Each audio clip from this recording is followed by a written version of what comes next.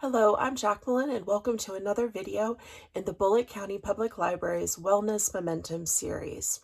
Today, I'm going to continue speaking with you about the topic of healing, particularly healing from the traumatic wound of our losses. We have a loss of relationship, of trust, of community, of a job, of a dream, or maybe even the way we thought life would work out, or maybe a person. There's lots of ways that we can have losses. And that loss creates a traumatic wound. That wound then causes us to have responses whenever we feel like we're right back out at that stormy edge. I talk about these in my previous two videos under the heading, The Hurricane of Grief. You'll find links to them below. The last two videos in my part of this series are dealing with key ways that I see we can heal. The one we're going to talk about today is about how we can connect deeply to the wisdom of our bodies. And then the last video will be about using active, curious love. As always, I use the word spirit. By that, I mean the beautiful place of our deepest connections, our deepest love, our deepest wisdom, our deepest compassion. Spirit is where love is an action and not just a feeling. As a former healthcare chaplain, I'm centered in my practice as a spiritual and grief care coach to help folks make meaning with their losses. What I know of this work in the scope of my career and also personally is that when we skip the body as part of the conversation about healing, we often miss healing altogether. I also want to acknowledge we can't talk about the body without first acknowledging that we all have so much energy whenever we bring bodies up. We live in a society that devalues particular bodies. Maybe we exist in families where we were taught from a very early age that adults have ownership over the bodies of children. I can remember being told at my grandmother's beauty salon to go hug and kiss some other lady at the beauty salon, but it smelled like hairspray in there, and I didn't want to do that. We also move in our communities, civic, religious, recreational, educational, and these can both explicitly and implicitly tell us that certain bodies are good and other bodies are bad, or that we are good or bad humans based on our bodies. Most importantly for our work together today, we are told and taught and reinforced over and over again to never listen to our bodies. Their hunger, their needs, their desires, their truth, irrelevant. Isn't that kind of the so-called lesson of mind over matter? What you think is more important than what you might hear from your body. Our time together today might be difficult for you, and I want to acknowledge that right from the beginning.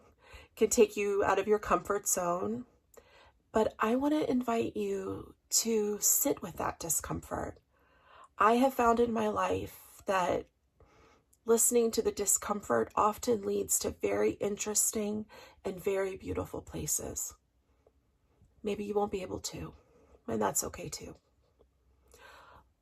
I want to also acknowledge that my understandings are not perfect. They're not meant to be for all people in all circumstances. This is just my experience, and I offer it to you. Take what you need and leave the rest. But my experiences also come from a lot of deep, dark places of desiring to heal myself and also for bearing witness to others who are working to heal themselves. These traumatic wounds that we all have are not pretty. They come with big warning labels on them because they are often dealing with not only the very worst that we as human beings experience, but they're also dealing with the very worst we do to one another. Today, we're going to speak about illness. We will talk about childhood sexual abuse. Please pause or stop this video if you cannot engage with that today. Yes, no, maybe, maybe later, maybe never, are all valid. I want to talk to you as if you were right in front of me, sitting across my dining room table. Maybe I made you a beautiful latte. That's something I could definitely do. Or maybe you prefer tea or sparkling water. Or maybe, like my 84-year-old mother, you exist only on Diet Coke. You choose. But I'm going to take the latte. All right. So we'd be sitting there together, and I would talk to you as a friend, as someone who I trust, and I would hope that you would trust me in return. I would trust you and your spirit, your experiences. I would trust your spirit, your expertise, your wisdom. I would see how you're open or opening up to allowing your wounds to teach you. I pray that you trust your deepest knowing. I also would feel that you trust me, my wisdom, my experiences, my expertise, and how I've let my own traumas deepen me. I trust myself too. But I want you to know that I haven't always trusted my body. My mother, who loves me dearly, did not teach me to trust my body. At 7, a year after my father had died, my mother remarried. And about 3 months into their marriage, I went to her and told her that I did not like him tickling me. She never asked me where he tickled me. She never taught me, your body, your choice. She never empowered me or backed me up to say no to being tickled. And she never paused long enough to ask me why I didn't like it. And I would have told her the truth if she had asked. She just didn't know how to ask that way at that I needed to be asked at that moment. And she loved me. Both and. I want you to know that I have hated my body because I thought she was so weak when she was a child. But can you imagine that? Children are small and tender and vulnerable, and they need the love, protection, and care of their humans. Left unprotected, I turned on my body with rage, believing every bad thing that happened in my life was my fault. I hated my body for so many things, which meant I hated myself. I worked really hard for a long time in my life to earn being lovable because I knew I wasn't worthy of love for just being alive and breathing. I went through a time in my life that I hated my body for being unable to carry a child, or for being sick, and again for being weak. I ate these bricks of self-hate with purpose and attention to detail because they seemed like they were the price of being a girl or a woman or feminine human in the world. If I hated my body and myself first, I could beat the bullies to the punch. And I've been bullied in my life. Maybe you have been too. I also worked hard to heal, to know myself, to believe in myself, to love myself.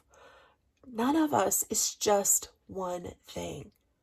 But I could never seem to love, know, heal enough to get to that root of hate, that unworthiness that was deeply buried, and keep it from growing back up again. It often felt that I was rewarded in life, not for the fullness of my humanity, but for the ways in which I denied my body. I was rewarded when I denied her need for rest, for play, for relaxation, for being nourished and nurtured. I was rewarded for denying her need for time off, for moving in ways that brought me joy, for being able to ask deep questions about the meaning of life that kept me awake at night. I kept finding myself staring into this particular sort of abyss, trying to figure my body out. At the very peak of my struggles with infertility, I was also the chaplain for labor and delivery, where I was rarely called to attend to a family full of joy. I kept bearing witness to people whose bodies were broken: babies, children, young adults, parents, grandparents. One of the things that I was taught early on when I was becoming a chaplain was that it was very important to always ask, is there anything else going on in your life? Any other places of loss or heartbreak? Often, illness came right after a major loss, and the trauma wound was like encased in the body with that illness. My own beloved. She had uterine cancer the year after her daughter was murdered. I look back and I think about my endometriosis and how there must be a connection between it and being abused.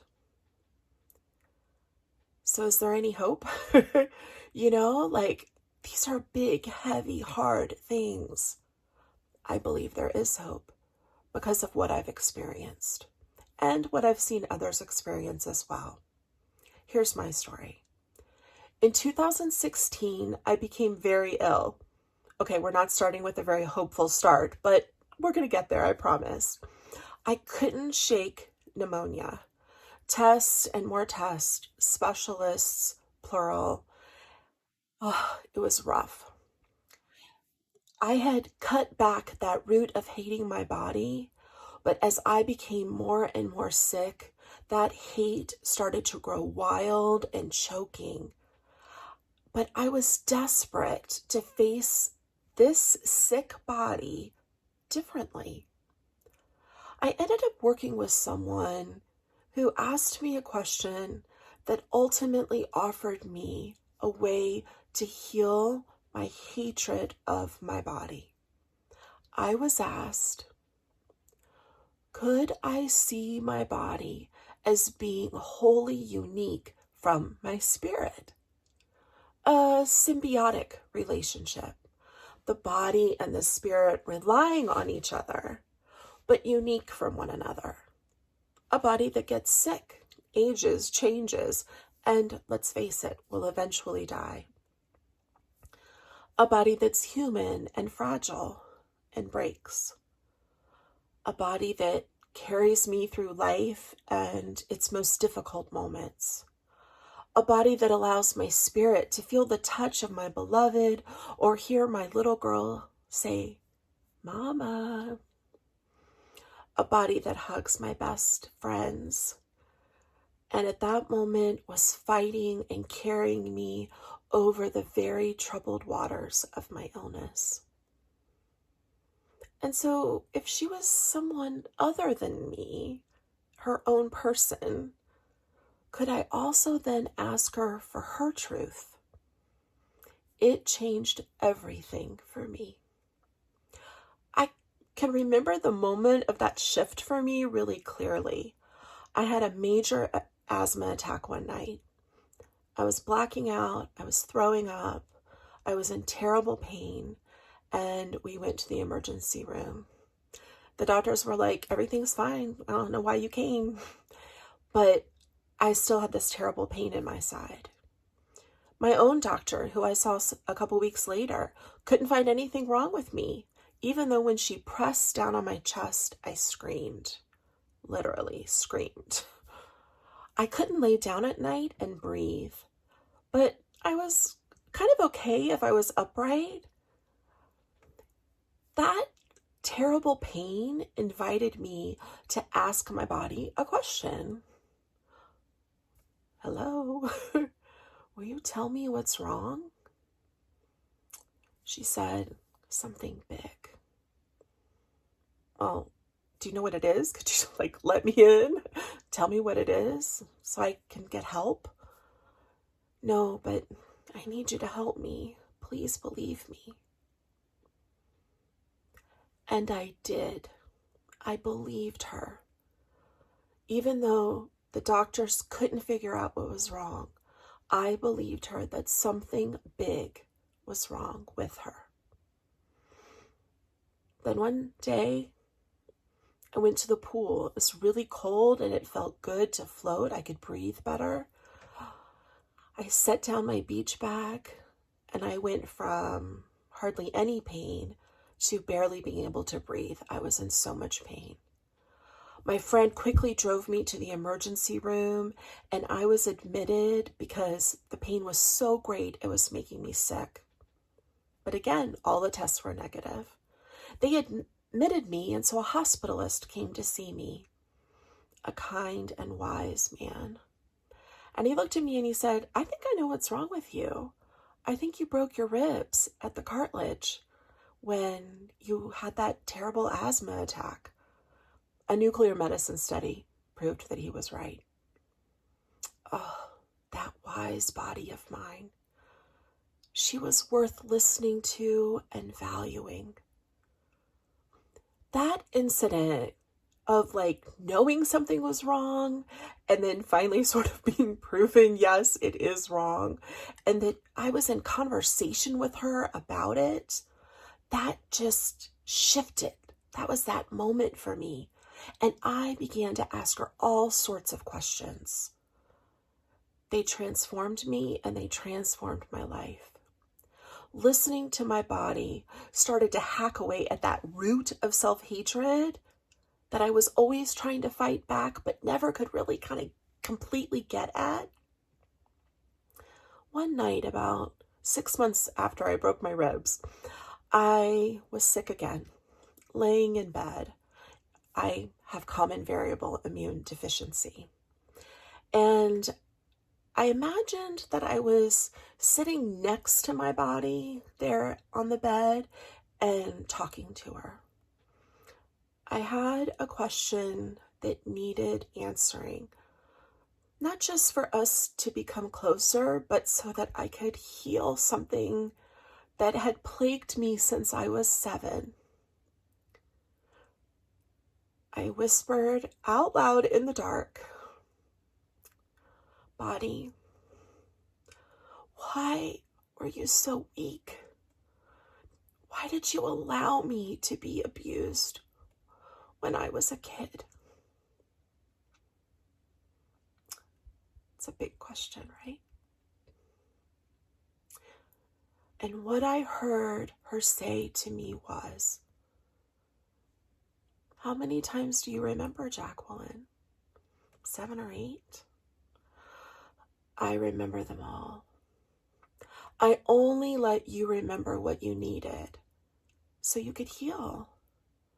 But I took on the rest of them and I hold on to them for you because it would be too much for you if you remembered everything."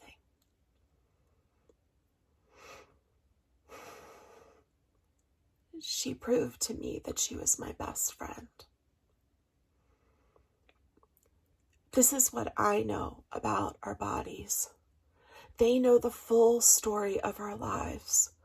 These eyes, I've seen the most heartbreaking and the most beautiful moments of my life with them. My heart, it's raced with fear and it's raced with delight. My legs, they've carried me upstairs and down slides and across a room to see my brand new beautiful baby daughter. These hands, they've held the hands of so many as they were dying, and they've painted with reckless abandon. We all must come to terms with our beautiful, amazing, unique, slightly weird warrior bodies. And then when we do that, we begin to heal the ripples of our lives, our relationship with ourselves, our families, our communities, our whole world. We must listen to where in our bodies we are holding our pain. Emotional pain, longing, dreams unmet, however you want to name that. And accept the truth of our bodies and our body's wisdom. Listening to our bodies always leads us home. It leads us home to ourselves. The noise to not listen to our bodies is extraordinary. You will have to become very quiet. Very quiet. I don't know what your precious body will tell you, but I know if you deeply listen, you will find your way to the root of the story you've been telling yourself about who you are, the ways in which you've been making meaning. And often, too often, you will find that there is a lie. Like the lie that I was weak. I wasn't. I was just a kid.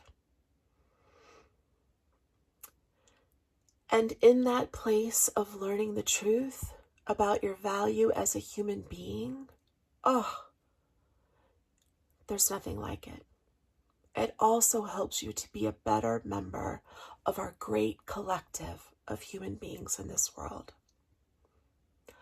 I don't believe our bodies ever doubt our worth. It always somehow seems to start outside of us. Why do we do that to one another? When my daughter was a little baby, she would stand for eons in front of the mirror, clapping her little hands and laughing and kissing the sweet little baby in the mirror. Oh, that energy is our birthright, to delight in ourselves. But it's really hard to feel that delight when we're busy hating our bodies and denying their truths. Years ago, I had this incredible therapist I always called Obi-Wan. He told me that for a time he worked in a rehab hospital with paraplegics and quadriplegics while they were beginning to adjust to their new bodies. He told me that he always knew who would do really well when they left the rehab hospital. It was the people who lived fully and saw their bodies as whole and worthy and good. Different, changed, but glorious. That's the space I'm inviting you into. Our losses and their wounds, they change us.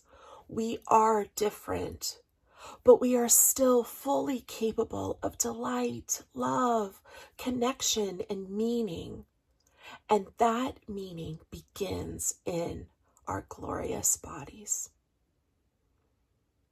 I'll be honest, I wouldn't have been ready for that really challenging question in my life if I had not already had a sense of my own intrinsic worthiness because of being exposed